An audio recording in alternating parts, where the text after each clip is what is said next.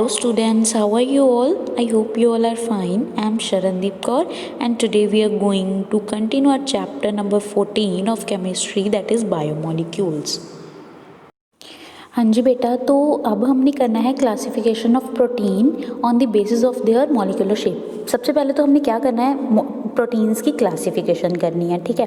फिर उसमें से किस बेसिस पे क्लासीफाई कर रहे हैं वो देखते हैं, on the basis of their molecular shape, ठीक है। मॉलिक्यूलर शेप के अकॉर्डिंग ये दो तरह के होते हैं बच्चों। कौन कौन से? एक तो फाइब्रस प्रोटीन्स एंड एक होते हैं ग्लोबुलर प्रोटीन, ठीक है। दो तरीके के होते हैं, फाइबर्स वाले, फाइब्रस एंड ग्लोबुलर। इनमें क्या मतलब होता है बेटा इन दोनों का? जो फाइब्रस प्रोटीन्स होते हैं ना, जनरली एक बार समझ लो फिर डिटेल में करते हैं। जो फाइब्रस प्रोटीन्स होते हैं ना बेटा, वो क्या होते हैं, इस तरह से, या फिर हम बोल सकते हैं इस तरह से, ठीक है। लेकिन जो ग्लोबुलर प्रोटीन्स होते हैं वो होते हैं इस तरह से, ठीक है, कॉइल शेप। समझ में आया? तो अब हम देखते हैं क्या होते हैं फाइब्रस प्रोटीन्स। जो फाइब्रस प्रोटीन्स होते हैं ना बेटा, है ना, वो इस तरह से होते हैं, मतलब एक तरह से लीनियर चेन में वो क्या होंगे, बने होंगे, ठीक है। मतलब हमारा ये क्या है, पेप्टाइड बॉन्ड बने हैं। एंड ये क्या डिनोट कर रहा है कि बेटा कुछ भी लगा हो सकता है यहाँ पे, कोई भी मॉलिक्यूल, ठीक है, कोई भी मॉलिक्यूल लगा हो सकता है। क्योंकि बेटा हमें पता है ना कि हम क्या करते हैं, हम अलग अलग जो प्रोटीन्स होते हैं, फिर अलग अलग अमाइनो एसिड्स होते हैं, अल्फा अमाइनो एसिड्स अलग अलग को हम जोड़ते हैं, है ना। तो उनको ही जोड़ा गया है, क्या बनाया गया है, पेप्टाइड बॉन्ड। ये जो पेप्टाइड बॉन्ड बनाए गए हैं, यहाँ पे कुछ चेन्स लगी होंगी अमाइनो एसिड की, वो डिपेंड करेगा कि अमाइनो एसिड का आर ग्रुप कौन सा है, ठीक है बेटा। एंड ये जो होते हैं ना, एक दूसरे से हेल्ड होते हैं बेटा बाय हाइड्रोजन बॉन्ड या फिर डाइसल्फाइड बॉन्ड। देखो मान लो हमारे पास एक प्रोटीन है, ठीक है, ये दूसरा प्रोटीन है, ठीक है, इसमें भी कुछ अमाइनो एसिड से बना हुआ है, ये भी कुछ अमाइनो एसिड से बना हुआ है ना। एंड ये दोनों आपस में क्या है, या तो सल्फाइड बॉन्ड, डाइसल्फाइड बॉन्ड से जुड़े होंगे, मतलब इस तरह से, यहाँ पे एस इस तरह से, या फिर हाइड्रोजन बॉन्ड से जुड़े होंगे, ठीक है, डाइसल्फाइड या फिर हाइड्रोजन बॉन्ड से ये दोनों प्रोटीन्स जो हैं आपस में जुड़ी होंगी। इसको बोलते हैं फाइब्रस प्रोटीन्स, ठीक है बेटा। Both are held together by hydrogen and disulphide bond. And ये क्या होते हैं, वाटर में इनसॉल्युबल होते हैं। एग्जाम्पल है केराटिन। केराटिन कहाँ पे प्रेजेंट होता है बेटा, हमारे हेयर्स में एंड वूल्स में प्रेजेंट होता है। हमारे जो हेयर्स हैं ना, सर के बाल हैं, उसमें क्या होगा, केराटिन प्रेजेंट होता है, केराटिन प्रोटीन, ठीक है। एंड एक है मायोसिन प्रेजेंट होता है मसल्स में, ठीक है, मायोसिन मसल्स में प्रेजेंट होता है। ये फाइब्रस प्रोटीन की एग्जाम्पल है। उसके बाद आता है बेटा ग्लोबुलर प्रोटीन। ग्लोबुलर प्रोटीन जो होता है उसमें पॉलीपेप्टाइड चेन्स कुछ इस तरह से होती है, मतलब इसमें दो पार्ट्स होते हैं, हाइड्रोफिलिक भी हाइड्रोफोबिक भी, ठीक है। एंड ये क्या होते हैं, ऑलमोस्ट स्फेरिकल होते हैं, इस तरह से कॉइल बना रखी होगी, ठीक है। तो हाइड्रो जो फिलिक पार्ट होगा वो क्या होगा, बाहर, हाइड्रोफोबिक पार्ट अंदर की तरफ होगा, ठीक है। सो ये क्या होते हैं, स्फेरिकल शेप के होते हैं, ये सॉल्युबल वाटर में हो जाते हैं, ठीक है। Global proteins are water soluble, ठीक है। ये टेम्परेचर एंड पीएच से काफ़ी सेंसिटिव होते हैं, ठीक है, मतलब टेम्परेचर एंड पीएच का इस पर काफ़ी ज़्यादा इफेक्ट पड़ता है, ठीक है। इनकी एग्जांपल्स क्या हैं, एंजाइम्स, इंसुलिन, एल्ब्यूमिन, वो किसके, ग्लोबुलर प्रोटीन्स की एग्जांपल्स हैं, ठीक है बेटा।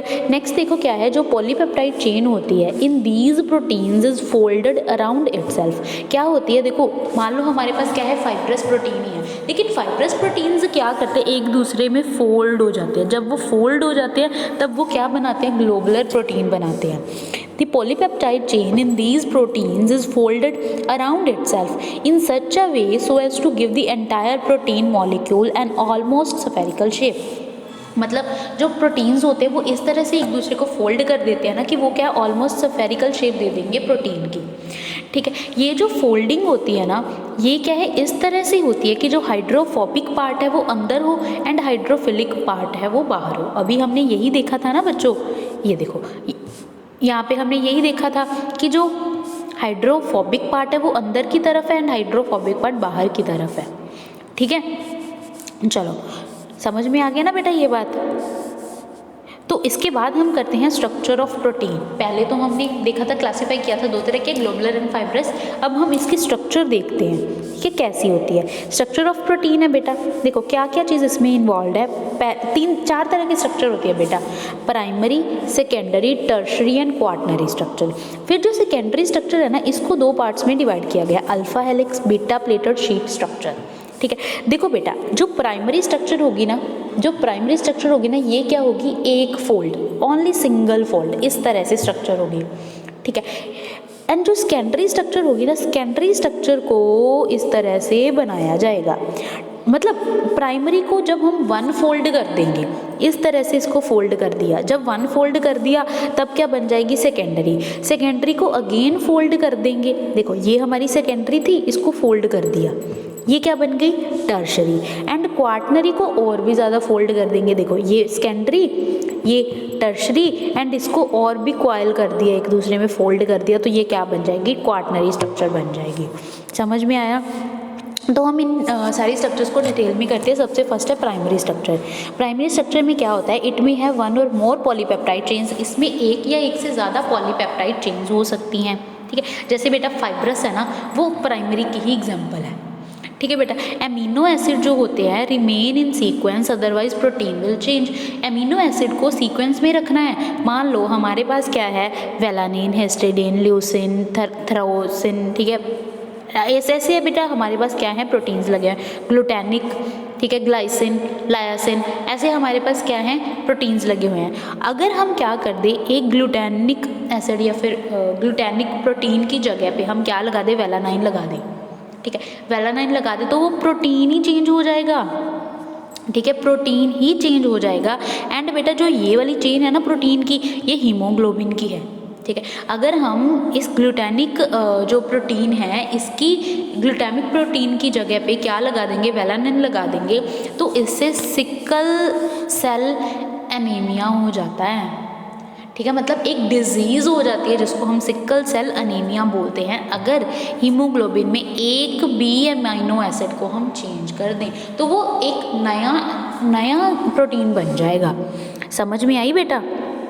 चलो अब देखते हैं सेकेंडरी स्ट्रक्चर की क्या शेप होती है। हमने पहले ही देखा कि 2 तरह की शेप होगी, एक तो अल्फा हेलिक्स, एक होगी बीटा प्लेटेड। ठीक है, the structure arise due to regular folding of the backbone of polypeptide chain due to hydrogen bonding and these bonds. ठीक है, क्या होगा बेटा, जो हमारे पास पॉलीपेप्टाइड चेन होगी, ठीक है, पॉलीपेप्टाइड चेन की एक रेगुलर फोल्डिंग हो जाएगी, जिससे हाइड्रोजन बॉन्ड्स बन जाएंगे, किसके बीच, इन दोनों के बीच। देखो C डबल बॉन्ड O है, एक चेन का C डबल बॉन्ड O, दूसरी का NH, इनके बीच क्या हो जाएगी, हाइड्रोजन बॉन्डिंग। इसी वजह से सेकेंडरी स्ट्रक्चर बनती है। समझ में आया? चलो देखते हैं किस तरह से बनती है। पहले अल्फा हेलिक्स देखते हैं। In this polypeptide chain forms all possible hydrogen bonding by coiling up. इस तरह से हाइड्रोजन बॉन्ड बनाएंगे कि हमारे पास क्या बन जाएगा, इस तरह से देखो बेटा, बनाएंगे कि हमारे पास क्या हो जाएगा, देखो यहाँ पे C डबल बॉन्ड है, यहाँ पे NH लगा, C डबल बॉन्ड लगा, C double bond NH, C double bond NH। ठीक है, ऐसे इनके बीच क्या हो जाएंगी बेटा, हाइड्रोजन बॉन्डिंग, एंड एक ये क्वाइल की तरह स्ट्रक्चर बना लेंगे, ये देखो। ठीक है, एंड क्वाइल की स्ट्रक्चर बनेगी कैसे, देखो आप क्या करो, आपके पास ये है, ठीक है, ये सिंगल स्टैंड है, इस पे क्या कर दिया, अपने राइट हैंड को इसके अराउंड निकालो, इस तरह से रखो कि जो आपका थंब है वो ऊपर की तरफ हो। ठीक है, जो आपका थंब है वो ऊपर की तरफ हो, एंड जिस तरह से आपकी बाकी की 4 फिंगर्स फोल्ड करेंगी ना, उस तरह से ये भी फोल्ड करेगा, अल्फा हेलिक्स। समझ में आई? इस तरह से अल्फा हेलिक्स की स्ट्रक्चर होती है। ठीक है, ये बेटा थोड़ा डिटेल में दिखाया गया है, इस तरह से स्ट्रक्चर होती है अल्फा हेलिक्स की।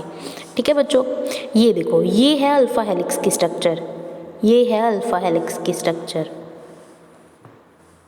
ठीक है, मतलब एक तरह से हम ये ऐसे फोल्ड हो गया ये।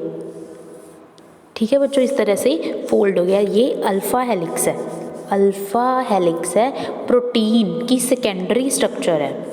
ठीक है, फिर आती है बीटा प्लेटेड। बीटा प्लेटेड में क्या होता है बेटा, प्लेट्स को अरेंज किया गया है।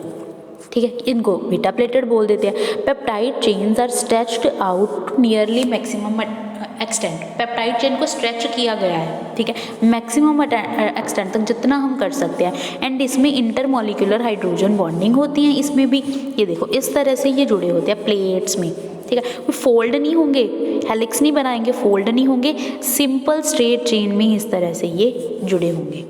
समझ आ गया?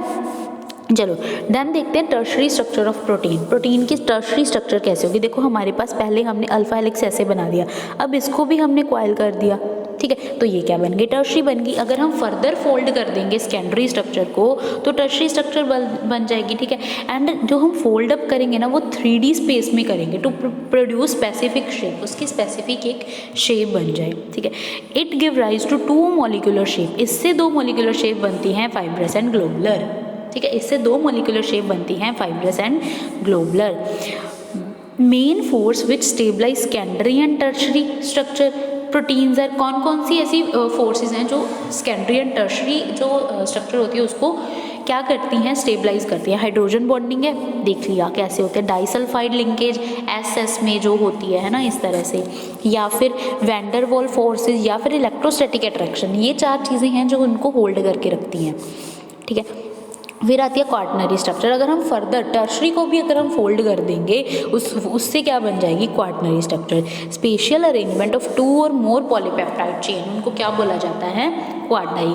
क्वाटनरी स्ट्रक्चर जो है दैट इज हीमोग्लोबिन जो है that is example of quaternary structure.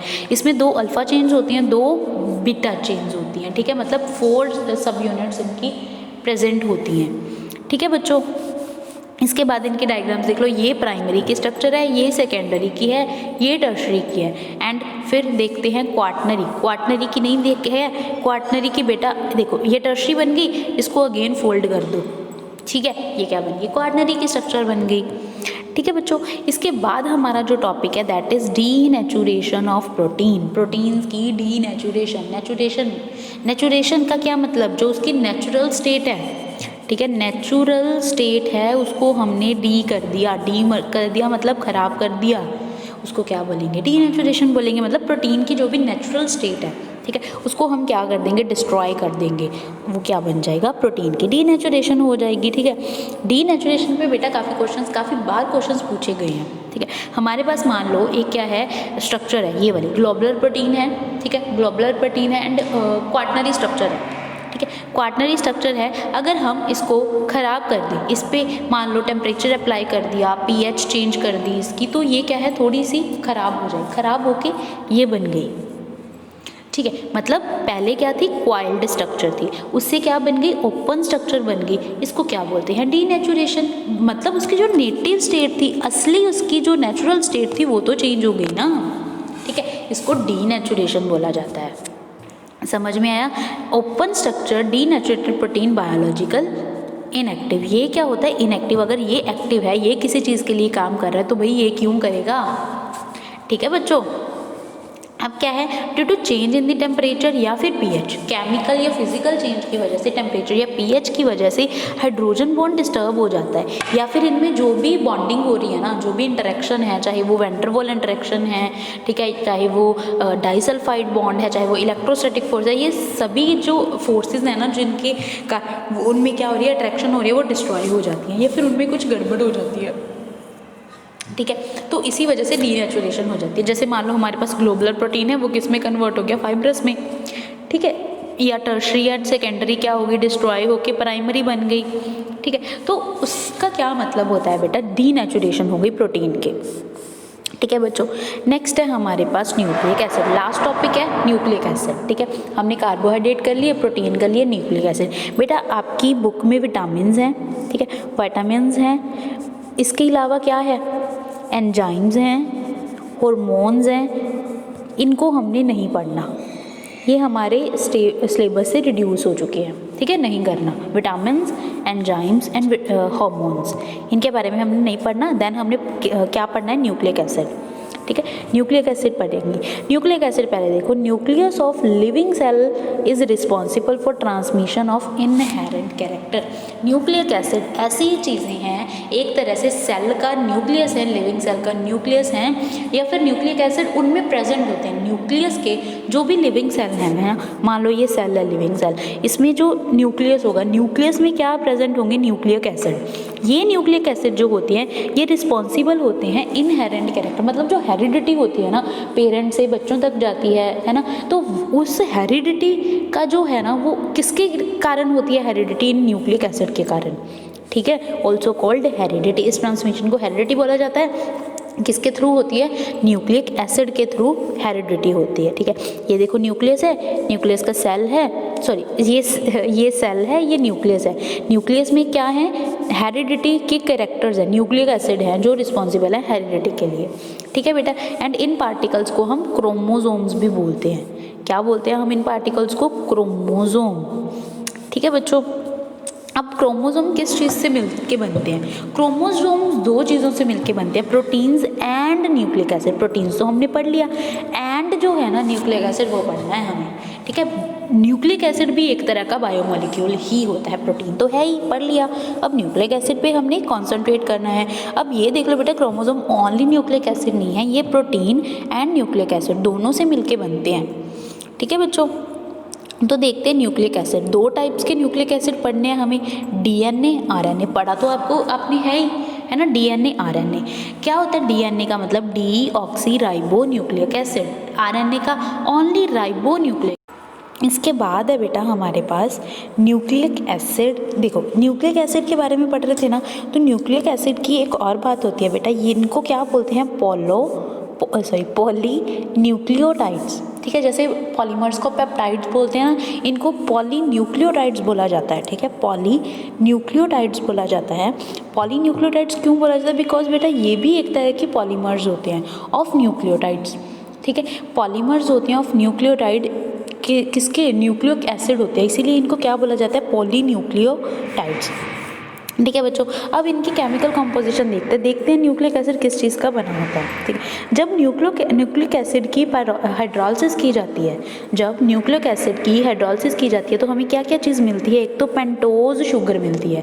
Pentose sugar मतलब एक ऐसी शुगर जिसमें क्या हो, 5 कार्बन्स लगी हों, 5 कार्बन्स या फिर 5 मेंबर्ड रिंग जो होती है ना, ऐसी हो शुगर, ठीक है। फिर उस शुगर के साथ फॉस्फोरिक एसिड लगा होना चाहिए, ठीक है। And nitrogen containing heterocyclic compound, मतलब एक बेस, ये बेस का काम करेगी, ऐसी नाइट्रोजन जिसके पास हेट्रोसाइक्लिक कंपाउंड हो, ठीक है बेटा। तो हमारे पास ये 3 चीज़ें बनती हैं, इसका मतलब ये न्यूक्लिक एसिड इन तीनों चीज़ों से मिलके बनता होगा, ठीक है। तो हम देखते हैं जैसे डीएनए है, ठीक है, इसके बेसिस पढ़ते हैं कि बेस कौन कौन से होंगे। हमने देखा ना बेस होंगे कंटेनिंग नाइट्रोजन, है ना, तो वो कौन कौन से हो सकते हैं, 4 तरह के बेसिस हो सकते हैं जो डीएनए बनाते हैं। डीएनए में 4 तरह के बेस, आरएनए में 4 तरह के बेस।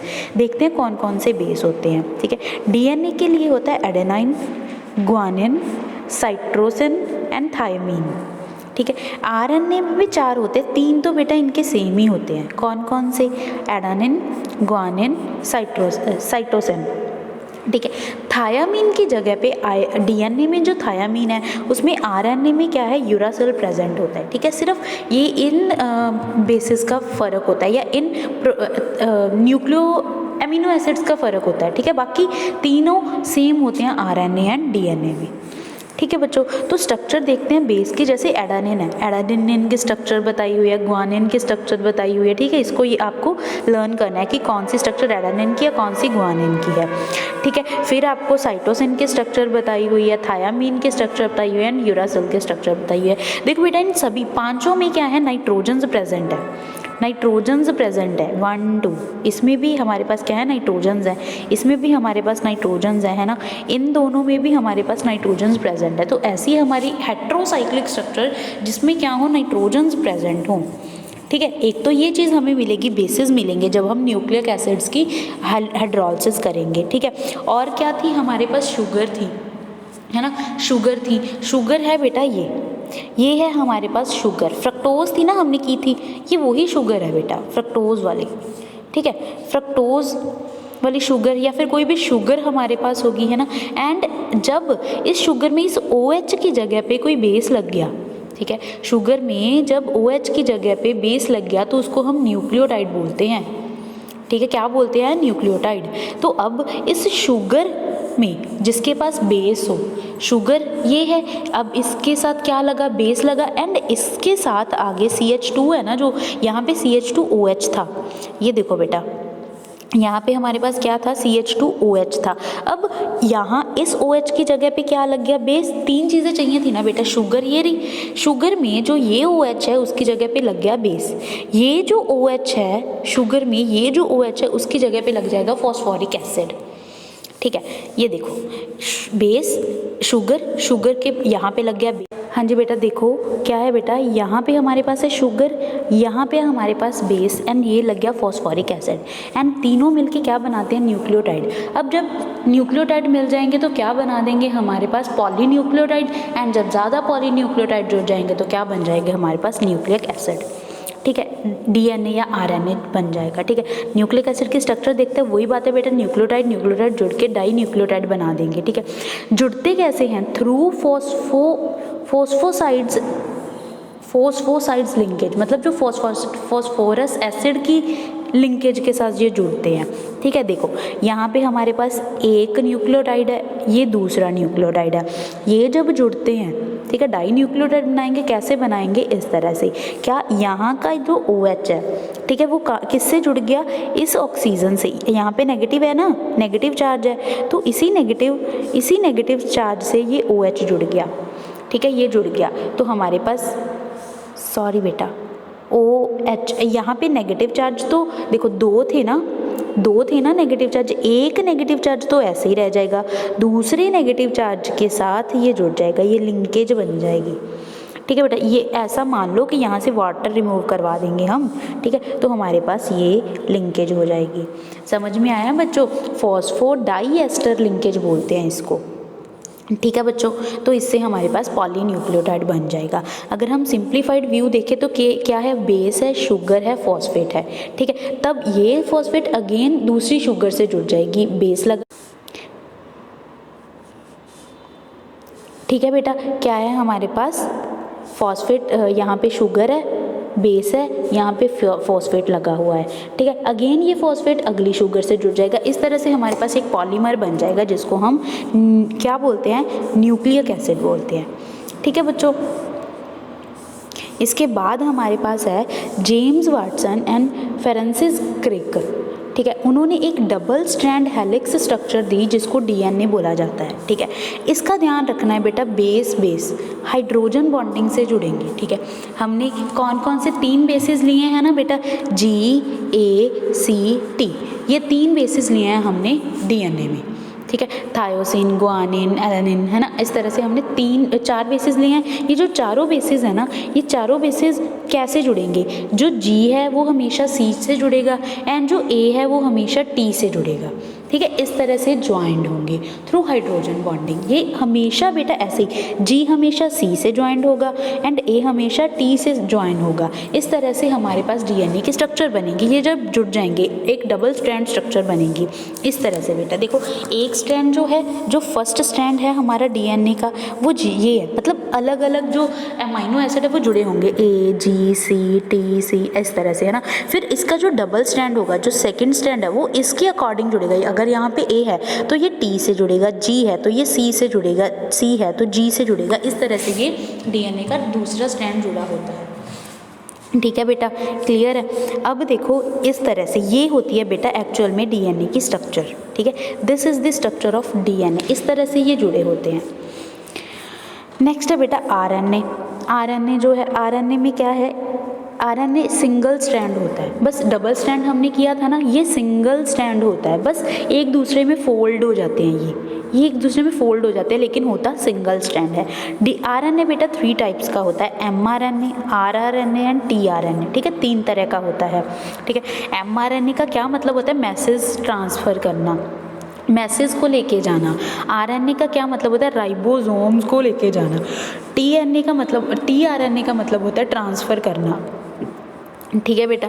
अब इसके बाद आता है डीएनए फिंगरप्रिंटिंग। डीएनए फिंगरप्रिंटिंग का क्या मतलब बेटा, हर एक जो इंडिविजुअल है ना, हर एक बंदा है उसका यूनिक फिंगरप्रिंट्स होते हैं, ये तो हमें पता है, but can be altered by surgery, लेकिन उनको हम सर्जरी के साथ अल्टर कर सकते हैं। ठीक है, तो डीएनए में अ सीक्वेंस ऑफ बेस होती है डीएनए में। ठीक है, तो ये भी क्या होती है, यूनिक होती है हर पर्सन में। किस तरह से, हर एक पर्सन में जो सीरीज़ है ना वो अलग अलग होगी। ठीक है, इसको क्या बोलते हैं, डीएनए फिंगरप्रिंटिंग, मतलब हर किसी की फिंगरप्रिंटिंग अलग अलग है, हर किसी का डीएनए अलग अलग है। ठीक है, इसका यूज़ कहाँ पे किया जाता है डीएनए फिंगरप्रिंटिंग का, फोरेंसिक लैब्स में किया जाता है। ठीक है, किस चीज़ के लिए, क्रिमिनल्स की आइडेंटिफिकेशन के लिए बेटा यूज़ किया जाता है डीएनए फिंगरप्रिंटिंग का। ठीक है, और किसी के लिए यूज़ किया to determine paternity of an individual, कि पैटर्निटी का मतलब कि उसका मतलब बेबी किसका है ना, ये पता करने के लिए यूज़ किया जाता है, मतलब फादर ऑफ द बेबी, उसके लिए यूज़ किया जाता है ना। देन आइडेंटिफाई डेड बॉडीज़ को आइडेंटिफाई करने के लिए इसका यूज़ किया जाता है, बिकॉज हर एक का अलग अलग होगा, है ना। ये पता लग जाए कि उसका डीएनए कैसा है, अगर उसके मतलब फैमिली में किसी और का फिंगरप्रिंट डीएनए का पता चल जाए तो दोनों का फिंगरप्रिंट सेम होगा ना, तो इसीलिए डेड बॉडीज़ को आइडेंटिफाई करने के लिए यूज़ किया जाता है। ठीक है, या फिर किसी बायोलॉजिकल इवोल्यूशन के लिए भी यूज़ किया जाता है इसका। ठीक है बच्चों, ये डीएनए की फिंगरप्रिंटिंग है। तो बेटा हमारा चैप्टर इसी के साथ कंप्लीट होता है। Thank you.